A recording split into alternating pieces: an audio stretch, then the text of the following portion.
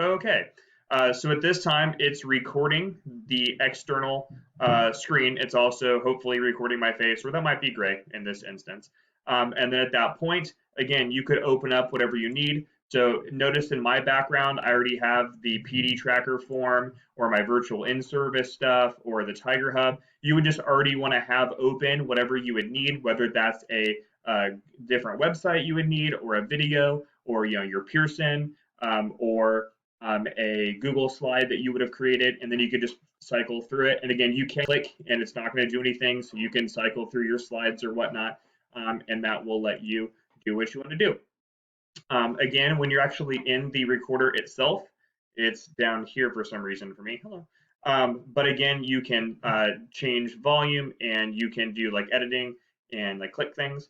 But this is also where you can pause the actual recording and then you can also stop it. So I'm going to go ahead and pause my recording first.